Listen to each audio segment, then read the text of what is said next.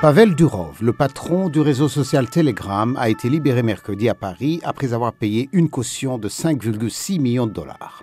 Il est sous contrôle judiciaire et il lui est interdit de quitter le territoire français.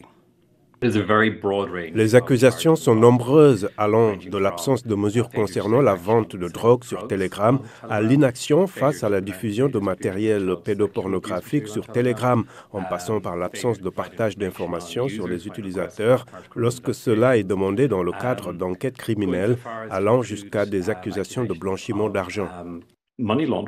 L'avocat de Durov, David Olivier Kaminski, a déclaré que Telegram respecte les lois de l'Union européenne. J'ajouterai qu'il est totalement absurde de penser que le responsable d'un réseau social puisse être impliqué dans des faits criminels qui ne le regardent pas ni directement ni indirectement.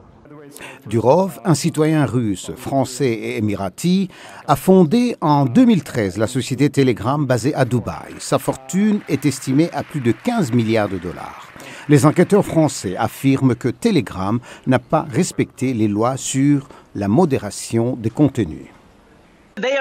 Ils sont largement perçus comme des mauvais élèves lorsqu'il s'agit de supprimer des contenus illégaux publiés par des utilisateurs. Et si c'est vrai, s'ils ont été informés par des utilisateurs d'un contenu spécifique qui violait la loi et qu'ils ne l'ont pas supprimé, alors ils auront perdu l'immunité en vertu de la grande loi européenne sur ce sujet, le Digital Services Act. Elon Musk, propriétaire de la plateforme du média social X, anciennement Twitter, a écrit un article de soutien à Durov. Musk a republié un commentaire intérieur selon lequel la modération était en fait de la censure.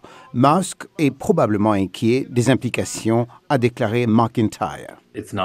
Il n'est pas impossible qu'une action similaire soit prise contre lui personnellement. Telegram compte plus de 900 millions d'utilisateurs dans le monde. L'application est largement utilisée par les armées russes et ukrainiennes dans le cadre de la guerre menée par Moscou contre l'Ukraine.